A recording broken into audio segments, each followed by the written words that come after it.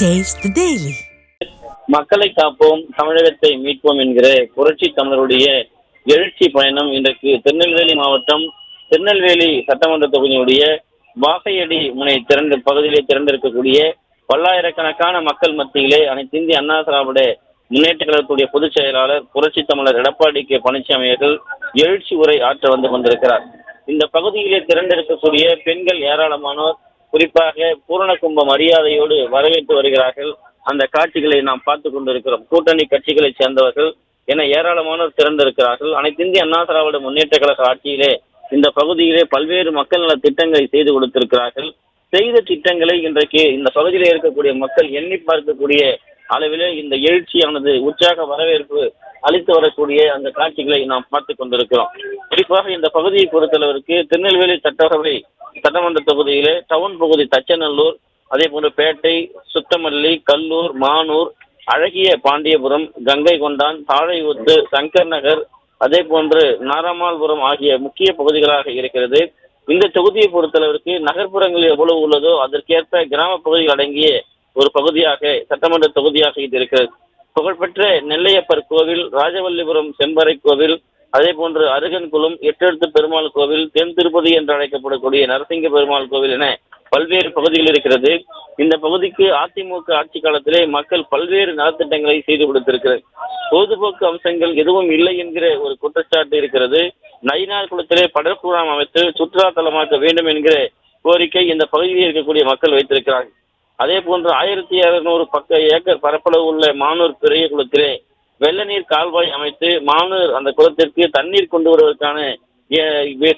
வரப்பட வேண்டும் என்கிற கோரிக்கை திருநெல்வேலி சட்டமன்ற தொகுதியில் மானூர் விவசாயிகளுடைய முக்கிய கோரிக்கையாக இருப்பது குறிப்பிடத்தக்கது.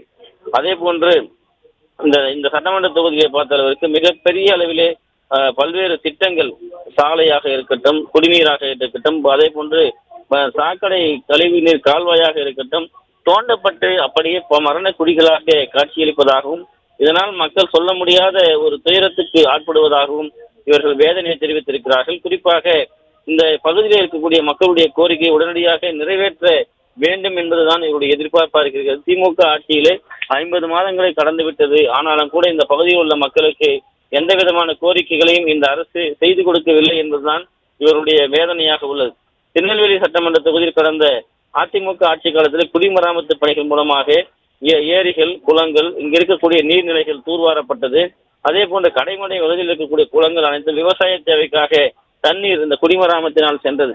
ஆனால் தற்போது இருக்கக்கூடிய திமுக அரசு குடிமராமத்து பணியை கிடப்பில் போட்டுவிட்டதால் கடைமடை பகுதியில் இருக்கக்கூடிய குளங்கள், ஏரிகளுக்கு விவசாயத்திற்கு முறையாக தண்ணீர் செல்ல முடியாத ஒரு சூழ்நிலை இருக்கிறது.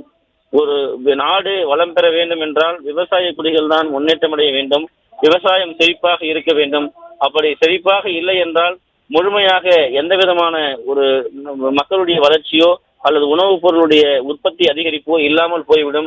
இன்று காலையில் கூட அனைத்து இந்திய அண்ணா திராவிட முன்னேற்ற கழகத்துடைய பொதுச் செயலாளர் புரட்சி தமிழர் எடப்பாடி கே பழனிசாமி அவர்கள் விவசாய சங்கங்களோடு பேசுகிற போதும், அதே போல பல்வேறு இடங்களிலே பேசுகிற போதும் மக்கள் நலன் சார்ந்த பல்வேறு திட்டங்களை அதிமுக அரசு எப்படி செய்தது, இன்றைக்கு அவருடைய கோரிக்கையை ஏற்று 2026 செய்யப்படாமல் இருக்கக்கூடிய பல்வேறு திட்டங்களுக்கு தீர்வு காணப்படும் என்று பேசியிருந்தார். தற்போது இந்த பகுதியினுடைய, அதாவது திருநெல்வேலி மாநகர் மாவட்ட கழகத்துடைய செயலாளர் தச்சை கணேசராஜா அவர்கள் பேசி வருகிறார்கள். தொடர்ந்து அதிமுக பொதுச் செயலாளர் புரட்சி தமிழர் எடப்பாடி கே பழனிசாமி அவர்கள் எழுச்சி உரையாற்றவிருக்கிறார்கள். அதனை பார்க்கலாம்.